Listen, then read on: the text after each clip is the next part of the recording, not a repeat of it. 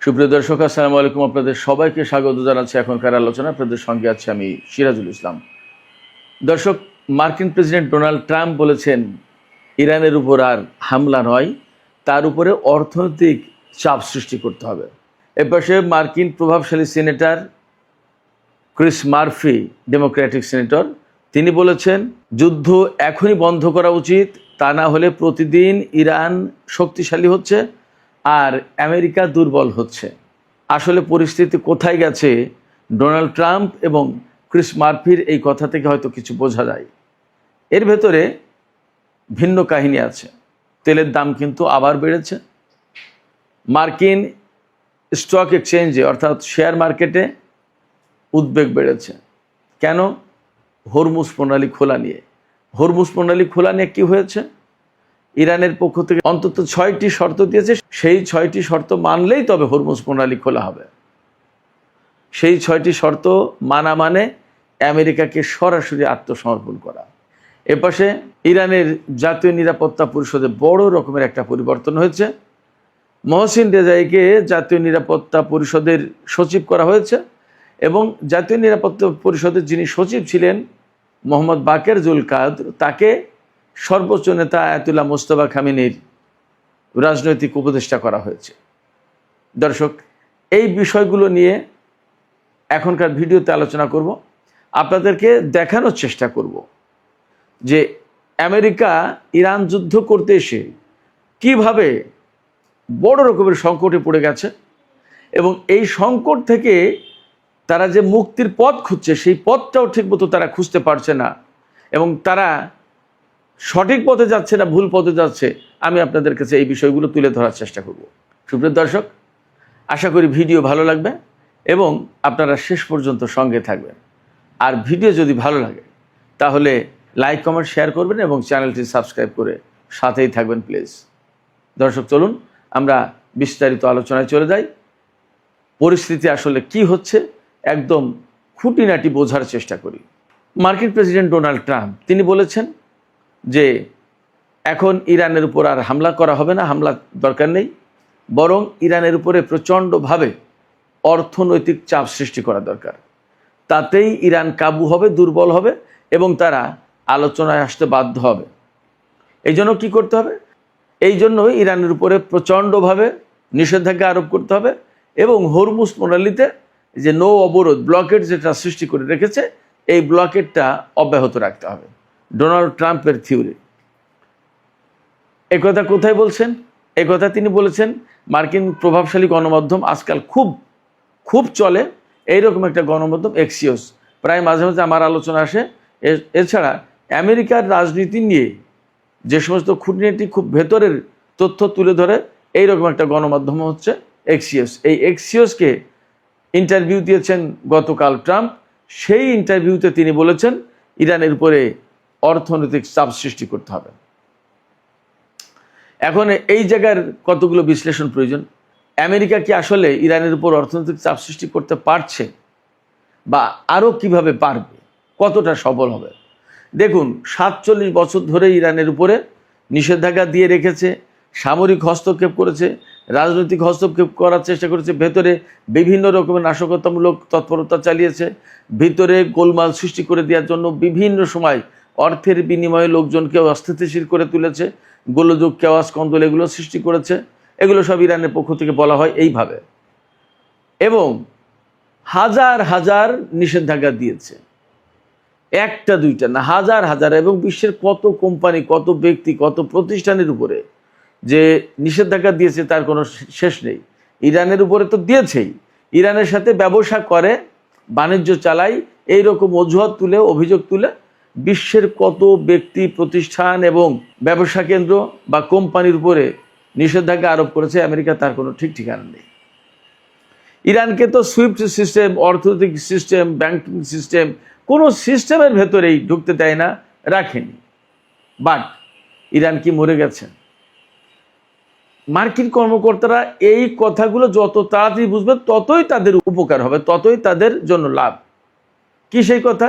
কথাটা এই যে আমেরিকা ইরানের উপরে যে সমস্ত নিষেধাজ্ঞা দিয়েছে, এমনকি ডোনাল্ড ট্রাম্প আগের টার্মে ক্ষমতা এসে তিনি ইরানের তেল বিক্রি একেবারে জিরো করে ফেলার চেষ্টা করেছিল নিষেধাজ্ঞা দিয়ে, এত কঠোর চাপ সৃষ্টি করলো।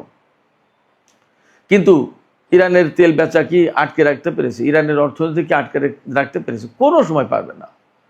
এত কিছু করার পরে এখন মার্কিন সামরিক কমান্ডারদের কাছে ইমেইল পাঠানো হয়েছে কি, যে ইরানের বিরুদ্ধে অপ্রচলিত কোন পন্থায় বিজয়ী হওয়া যায় সেই পথ খুঁজে বের করো। কি পথ খুঁজে বের করেছে আমি জানি না।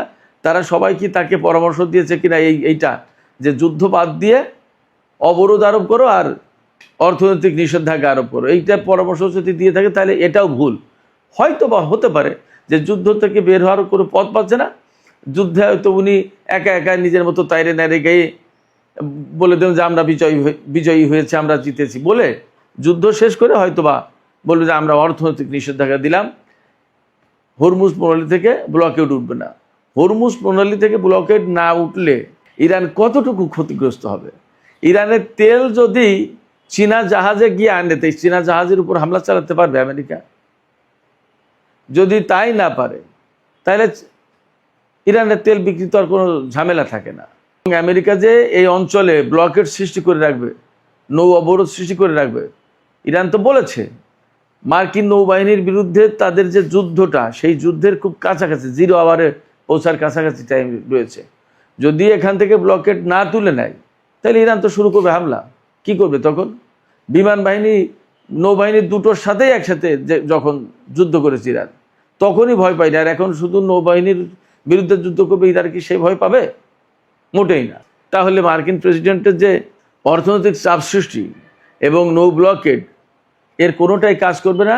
হয়তোবা for the time being a কথা বলছে যুদ্ধ বন্ধ করার জন্য, 2 দিন পরে ওটাও বলবে যে এটার দরকার না, আমরা বিজয়ী হয়ে গেছে, আমরা এখন বিজয়ী শক্তি, আমরা চলে গেলাম, নৌ অবরোধ প্রত্যাহার করলাম। হয়তো একটা ডিপ্লোমেসি চালাবে, কাতার, পাকিস্তান, তুরস্ক এদেরকে বলবে যে ভাই তোমরা আমরা যে ওখান থেকে নৌ ব্লকেড তুলে আনবো, তোমরা একটু ব্যবস্থা করো, আমাদের ইজ্জতটা বাঁচুক। হয়তো এমন হতে পারে। তিনি যুদ্ধ কেন বন্ধের কথা বলছেন? যুদ্ধ বন্ধের কথা বলছেন অভ্যন্তরীণ চাপ, সামনে মিড টার্ম ইলেকশন, এছাড়া মার্কিন বাহিনী তো পারছে না। মার্কিন সামরিক বাহিনীর টোটাল যে সশস্ত্র বাহিনী, তার প্রধান জেনারেল ড্যান কেইন তিনি সরাসরি বলছেন যে এই যুদ্ধ করে লাভ হবে না, লস হবে, এই যুদ্ধ বন্ধ করার ব্যবস্থা করা উচিত, বিকল্প ব্যবস্থা খোঁজো, এখান থেকে নিরাপদে সরে যেতে হবে। ঠিক একই কথা বলেছেন ক্রিস মার্ফি, ডেমোক্র্যাট দলের বেশ প্রভাবশালী সিনেটর ক্রিস মার্ফি। তিনি বলেছেন ইরানের বিরুদ্ধে যুদ্ধ বন্ধ করতেই হবে, তা না হলে প্রতিদিন যদি আমরা যুদ্ধ চালিয়ে যাই, এই যুদ্ধে প্রতিদিন আমেরিকা দুর্বল হচ্ছে আর প্রতিদিন ইরান শক্তিশালী হচ্ছে। এতে একসময় আমেরিকা আরও বেশি খারাপ অবস্থায় পড়ে যাবে। তিনি এও বলেছেন, ক্রিস মার্ফি সিনেটর, তিনি এও বলেছেন যে হরমুজ প্রণালী উন্মুক্ত করার ব্যাপারে প্রতিদিন মূল্য বেড়ে যাচ্ছে। এই মূল্য বেড়ে যাচ্ছে মানে কি? মূল্য বেড়ে যাচ্ছে মানে আমেরিকা আগে দাবি করতো কি, হরমুজ প্রণালী না খুললে আমরা নৌ ব্লকেড তুলব না, এ করতে হবে, তা করতে হবে, বহু হুমকি ধমকি, বহু কিছু করেছে, কোনো কিছুতেই ইরানকে টলাতে পারেনি। এ অবস্থায় ক্ষতি আমেরিকার দুইভাবে হচ্ছে, দুইভাবে না কয়েকভাবে হচ্ছে। একটা হচ্ছে এই যে এখানে নৌ ব্লকেড সৃষ্টি করে রেখেছে, বিনা কারণে বিনা লাভে মাসের পর মাস এখানে জাহাজ মোতায়েন করে রাখতে হচ্ছে, সৈন্যরা থাকছে, খাচ্ছে, জ্বালানি খরচ, অহেতুক আমেরিকার একটা খরচ যাচ্ছে। এটা গেল এক। 2 হচ্ছে যে এই সমস্ত সেনা জাহাজ এগুলো কিন্তু সব ইরানের হামলার মুখে, ঝুঁকির মুখে আছে। 3 হলো এই সমস্ত জাহাজে যে সমস্ত সেনা আছে, দীর্ঘদিন এখানে বসে থাকতে থাকতে তারা মানসিকভাবে অবসাদগ্রস্ত হয়ে পড়ছে, ক্লান্ত হয়ে পড়ছে, তাদের মনোবল ভেঙে যাচ্ছে। শুধু তাই না, তারা চোখের সামনে দেখেছে বিমান বাহিনী, নৌবাহিনী ইরানকে কি করতে পেরেছে। সারা বিশ্ব থেকে অস্ত্র কুড়িয়ে এনে ইরানের বিরুদ্ধে যুদ্ধ করতে হয়েছে আমেরিকাকে এক পর্যায়ে, এবং এখন অস্ত্র ফুরিয়ে গেছে। এ কি এক কেলেঙ্কারির কথা, তা তো আপনারা শুনতেই পাচ্ছেন। তো সব কিছু মিলে আমেরিকা খুব সংকটে এবং প্রতিদিন তার খরচ বেড়ে যাচ্ছে। আর এই যে ক্রিস মার্ফি বললেন যে প্রতিদিন হরমুজ উন্মুক্ত করার মূল্য বেড়ে যাচ্ছে, এটার নিগূঢ় তত্ত্ব হচ্ছে যে আগে একটা দুটো শর্ত ছিল, এখন ইরান অনেকগুলো শর্ত দিয়ে বসেছে। 14 দফা দাবির উপর ইসলামাবাদ সমঝোতা হয়েছিল, এখন ইরানের পক্ষ থেকে 6 দফা দাবি নতুন করে বলা হয়েছে যে হরমুজ খুলতে গেলে এই 6টা দফা, এই 6টা দাবি আগে পূরণ করতে হবে, তা না হলে ইরান হরমুজ খুলবে না। ইরানের নীতি নির্ধারণী পরিষদ, এই পরিষদের প্রধান আয়াতুল্লাহ সাদেক আমলি লারিজানি, তিনি বলেছেন যে হরমুজ প্রণালী বিনা শর্তে খুলে দেওয়া হবে না এবং কোনো মতেই হরমুজ প্রণালী যুদ্ধের আগের অবস্থায় আর ফিরে যাবে না। অর্থাৎ যার খুশি সেই জাহাজ আর যার খুশি সেই জাহাজ নিয়ে যাবে, বিনা টোলে, বিনা বাধায়, বিনা পর্যবেক্ষণে এইরকম অবস্থা যাবে না। অর্থাৎ এই যে কন্ট্রোল, এই কন্ট্রোল থাকবেই এবং হরমুজ প্রণালী বিনা শর্তে খুলে দেওয়া হবে না। শর্তগুলো কি? ওই যে প্রথমেই ইরানকে অপমান অপদস্থ করা যাবে না, ইনসাল্ট করে কথা বলা যাবে না, ইরানের যে সমস্ত জাতীয় এবং ধর্মীয় মূল্যবোধ আছে সেগুলোকে মানতে হবে, ইরানের উপর থেকে নিষেধাজ্ঞা প্রত্যাহার করতে হবে, নো ব্লকেট তুলে নিতে হবে, তারপরে অত্র অঞ্চলে মার্কিন সেনা সমস্ত সব কিছু সরিয়ে নিতে হবে, ইরানের যে সমস্ত সম্পদ বিদেশে আটকা আছে একদম বিনা শর্তে সেগুলো মুক্তি দিতে হবে। এরকম 6টা শর্ত, এগুলো আমেরিকাকে মেনে নিতে হবে যদি হরমুজ খুলতে হয়। এবং হরমুজ খুললেই যে ইসরায়েল এবং আমেরিকা একদম গড়ের মাটির মতো ব্যবহার করবে, যে জাহাজ যখন খুশি তখন আনবে, জাহাজ যখন খুশি তখন নিয়ে যাবে, নট দ্যাট। আদৌ আমেরিকা এবং ইসরায়েলের জন্য এই হরমুজ প্রণালী খোলা হবে কিনা সেটা প্রশ্ন। জোর করে খুলতে গেলেই যুদ্ধ করবে কিনা সেই সিদ্ধান্ত আমেরিকার। আর কূটনীতির মাধ্যমে যদি খুলতে হয় তাহলে ইরান যে সমস্ত শর্ত দিয়েছে সেইগুলো, তাহলে কি করবে? তো যে কথা বলছিলাম ক্রিস মার্ফির ব্যাপারে, ক্রিস মার্ফি বলেছেন যে প্রতিদিন হরমুজ প্রণালী উন্মুক্ত করার যে মূল্য তা বেড়ে যাচ্ছে। অর্থাৎ একদিন আগে হয়তো 2টো শর্ত ছিল, 2 দিন পরে গিয়ে ইরান শর্ত দিচ্ছে 4টা, আর 2 দিন পরে গিয়ে আরও দেবে 6টা, আর 2 দিন পরে গিয়ে বলবে যে এটাও করতে হবে, আর 2 দিন পরে বলবে ওটাও করতে হবে। না করলে তো উপায় নেই, আমেরিকার হাতে তেল নেই, সারা বিশ্ব তেলের অভাবে ধুঁকছে, তেলের দাম আজকেও বেড়েছে, আবার $84 উপরে চলে গেছে ব্রেন্ট ক্রুডের দাম। মার্কিন স্টক এক্সচেঞ্জ ভীষণ উদ্বেগের ভেতরে। অবশ্যই এশিয়ার বাজার, বিশেষ করে জাপান, দক্ষিণ কোরিয়া এবং হংকংয়ের শেয়ার মার্কেটে একটু চাঙ্গাভাবে এসছে আজকে। এপাশে তেলের দাম, তেলের সংকট সারা বিশ্বে তো চলছে, কি করবে? শুধু তাই না, যেখানে যুদ্ধের আগে প্রতিদিন গড়পড়তা 130টি জাহাজ চলতো হরমুজ প্রণালী দিয়ে, সেখানে এখন এই যে 4, 5, 6 এই 3 দিনের আগস্টের 4 তারিখ, 5 তারিখ, 6 তারিখে আগস্টের যে জাহাজ চলাচলের হিসাব দিয়েছে তাতে 8টা থেকে 15টা গড়পড়তা এই 3 দিনে জাহাজ চলেছে। কোনোদিন 8টা, কোনোদিন 9টা, কোনোদিন 15টা, এরকম জাহাজ চলাচলের পরিমাণ কমে গেছে। কত? যেমন তেলের জাহাজ কম যাচ্ছে, তেমনি সার, আদার বিভিন্ন ধরনের প্রোডাক্ট যাওয়া আসা করে, সবই তো কমে গেছে। তাহলে কি পরিস্থিতি? হরমুজ প্রণালী কেন্দ্রিক যে বাণিজ্য, টোটাল একটা বিরাট ভলিউমের বাণিজ্য, সেই বাণিজ্য তো একদম স্থবির হয়ে পড়েছে। তাই সেই বাণিজ্য স্থবির হওয়া মানে কি? বিশ্বের বিরাট একটা অর্থনৈতিক অংশ স্থবিরতার ভিতরে পড়েছে। তার প্রভাব কি আমেরিকার উপর পড়বে না? গতকালকেই তো আমি ভিডিওতে বললাম যে হরমুজ এই যুদ্ধের পর এখন হরমুজ প্রণালী দিয়ে আমেরিকায় তেল যাওয়ার পরিমাণ একেবারে 0 পজিশনে চলে এসেছে। আমেরিকায় একদম 1 ফোঁটা তেলও যাচ্ছে না এখন। ভাবতে পারেন কি পরিস্থিতি? আমেরিকা প্রচণ্ড রকমের চাপের ভেতরে পড়েছে। এই অবস্থায় তারা যদি ইরানের উপর চাপ সৃষ্টি করতে যায়, সত্যি সেটা কাজ করবে না, ব্যাকফায়ার করবে, বুমেরাং হবে, লাভ হবে না। ইরানের উপরে চাপ সৃষ্টি করে বা অর্থনৈতিক নিষেধাজ্ঞা আরোপ করে পারেনি এই পর্যন্ত। কারণ আমি আপনাদেরকে বলি যে আমেরিকা এবং ইসরায়েলের বিরুদ্ধে ইরান যুদ্ধ করছে, সেই আমেরিকা এবং ইসরায়েল তো সামরিক দিক দিয়ে দুর্বল না।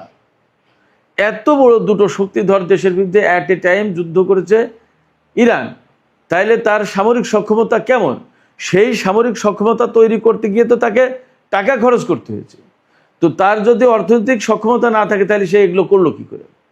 এ তো শুধু সামরিক সক্ষমতার কথা বলবো। এই যে পরমাণু কর্মসূচি পরিচালনা করা কি 2-1 টাকার ব্যাপার? তার যে বিমান কর্মসূচি, তার যে মহাকাশ গবেষণা, তার যে বৈজ্ঞানিক গবেষণা, যত ক্ষেত্রে ইরান কোন জায়গায় পিছিয়ে আছে। আমার ছেলে তো ওখানে ডাক্তারি পড়ে, আমি তো জানি তাদের মেডিকেল সায়েন্সের ডেভেলপমেন্টটা কী। আরও 1.5-2 বছর 2.5 বছর আগে শুনেছিলাম, খবরও করেছিলাম আমি, যে পৃথিবীতে 2টো দেশের হাতে রোবোটিক সার্জন আছে। আরও 2-2.5 বছর 3 বছর আগের কথা, বা তারও একটু বেশি হবে।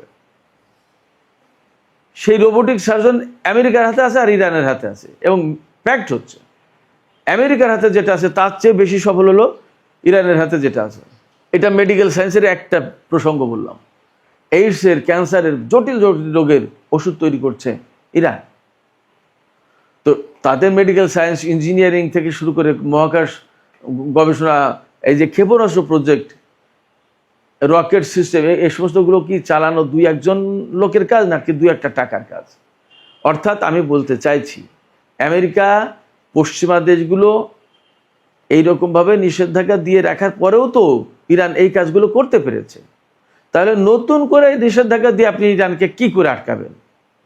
সেক্ষেত্রে ইরানের সাথে যদি আপনি বন্ধুত্ব না করেন, বা ইরান যদি আপনার সাথে বন্ধুত্ব না করে, তাহলেও অন্তত আপনারা দূরে দূরে থাকেন।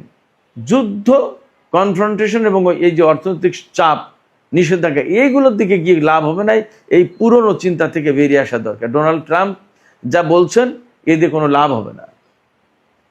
তাকে যদি কেউ সৎ পরামর্শ দেওয়ার মতো লোক থাকে, তাহলে তাদের উচিত ডোনাল্ড ট্রাম্পকে বোঝানো যে ইরানকে আমরা গত 47 বছর ধরে ঠেকাতে পারিনি, দয়া করে এখন আর তার সাথে ওই যুদ্ধ ঝঞ্ঝাট করে লাভ নেই। তার মতো সে থাকুক, আমরা আমাদের মতো থাকি, যার যার অবস্থানে ভালো থাকা যাবে। এই যে যুদ্ধ করতে এসে আমেরিকার কত $বিলিয়ন খরচ হয়েছে আপনি বলেন, আপনারা বলেন, লাভটা কি হয়েছে? বরং আমেরিকা তাতে অপমানজনক অবস্থায় পড়েছে সারা বিশ্বে। যে এখন যুদ্ধ না করে অর্থনৈতিক চাপের কথা ভাবতে হচ্ছে। তার মানে কি? যুদ্ধ করে সে পারছে না, যুদ্ধ করে সে পারেনি। এবং ক্রিস মার্ফি বলেছেন যে এই যুদ্ধে ইরান বিজয়ী হয়েছে, আমেরিকা হেরে গেছে। একদম সরাসরি বলেছেন। আমেরিকা দুর্বল হয়েছে, ইরান শক্তিশালী হয়েছে। তিনি সরাসরি বলেছেন যে এই যুদ্ধ এখনই বন্ধ করা দরকার। সেক্ষেত্রে মার্কিন কর্মকর্তাদেরকে আসলে বাস্তবতা অনুধাবন করতে হবে, তাদেরকে বাস্তবতার আলোকে সিদ্ধান্ত নিতে হবে। কারোর প্ররোচনায় ইরানের সাথে যুদ্ধ করে লাভ হবে না। সুপ্রিয় দর্শক, আর একটা বিষয়, গুরুত্বপূর্ণ একটা ছোট্ট বিষয় আলোচনা করে আমি শেষ করবো এখনকার আলোচনা। সেটা হচ্ছে যে ইরানের আইআরজিসির সাবেক commander major general Mohsin Rezaei, যিনি সর্বোচ্চ নেতার সামরিক উপদেষ্টা ছিলেন, তিনি এখন ইরানের সর্বোচ্চ জাতীয় নিরাপত্তা পরিষদের সচিব। খুবই গুরুত্বপূর্ণ। অর্থাৎ এই যে যুদ্ধ বিগ্রহ, নিরাপত্তা সংক্রান্ত যত ব্যাপার এই পরিষদ সব হ্যান্ডেল করে। তার সচিব হিসেবে তাকে নিয়োগ দেওয়া হয়েছে গতকাল। সর্বোচ্চ নেতা তাকে বলেছেন তাকে নিয়োগ দেওয়া হোক, প্রেসিডেন্ট তাকে নিয়োগ দিয়েছেন। আর এই অন্তর্বর্তীকালীন যিনি সচিব হিসেবে দায়িত্ব পালন করছিলেন, মোহাম্মদ বাকের জুলকাদর, তাকে সর্বোচ্চ নেতার রাজনৈতিক উপদেষ্টা করা হয়েছে। তিনিও আইআরজিসির লোক। তো মহসিন রেজাই, ইরান ইরাক যখন 8 বছর যুদ্ধ হয়েছে তখন কিন্তু তিনি আইআরজিসির কমান্ডার ছিলেন। খুবই গুরুত্বপূর্ণ রোল প্লে করেছেন এবং সারা জীবন তিনি ইরানের অর্থনৈতিক, রাজনৈতিক, সামরিক বিভিন্ন অঙ্গনে কাজ করেছেন। খুব গুরুত্বপূর্ণ পজিশনে দায়িত্ব পালন করেছেন। এই পর্যায়ে তাকে এখানে এনে যেমন দায়িত্ব পালনের ব্যবস্থা করে দেওয়া হলো, আরও গুরুত্বপূর্ণ দায়িত্ব পালনের ব্যবস্থা করা হলো, তেমনি তার উপরে আস্থা রাখা হলো এবং তাকে আমার কাছে মনে হয় যে একটা সম্মান দেখানো হলো। এটাও ঠিক, তার যে অবদান, সেই অবদানের আরও বেশি সর্বোচ্চ স্বীকৃতি দেওয়া হলো সম্ভবত। দেখা যাক মহসিন রেজাইর নেতৃত্বে ইরানের জাতীয় সর্বোচ্চ নিরাপত্তা পরিষদ আরও কত সুন্দরভাবে কাজ করতে পারে। আমরা সেই অপেক্ষায় থাকলাম। সুপ্রিয় দর্শক, আলোচনা এখানে শেষ করতে চাই। আলোচনা শেষের আগে আপনাদের মতামত জানতে চাই যে এই যে ক্রিস মার্ফি বললেন যে আমেরিকা হেরে গেছে, ইরান জিতে গেছে এবং নিষেধাজ্ঞা দিয়ে কোনো কিছু করে লাভ হবে না, বরং তার সাথে যুদ্ধ বন্ধ করা আজকেই উচিত। কারণ তাতে আমেরিকা প্রতিদিন দুর্বল হচ্ছে এবং প্রতিদিন শক্তিশালী হচ্ছে ইরান। ডোনাল্ড ট্রাম্পও কিন্তু ইরানের উপর হামলা না চালানোর কথাই বলছেন। তিনি বলছেন হামলা না চালিয়ে ইরানের উপর অর্থনৈতিক চাপ সৃষ্টি করতে হবে, সেটাই কার্যকর হবে বেশি। এই যে হামলা না চালানোর কথা ডেমোক্র্যাট দল থেকে এবং রিপাবলিকান দল থেকে, ট্রাম্প রিপাবলিকান দলের, ক্রিস মার্ফি ডেমোক্র্যাট দলের, দুই পক্ষ থেকে আসলো। তার মানে কি? যুদ্ধ কি খুব শিগগিরই বন্ধ হতে যাচ্ছে? আপনাদের কি মনে হয়? সুপ্রিয় দর্শক, আপনাদের মতামত জানিয়ে লিখতে পারেন। আর ভিডিও ভালো লাগলে আবারও বলি, লাইক কমেন্ট শেয়ার করবেন এবং চ্যানেলটি সাবস্ক্রাইব করে সাথেই থাকবেন। দর্শক, আপনাদের সবাইকে অনেক অনেক ধন্যবাদ। আল্লাহ হাফেজ।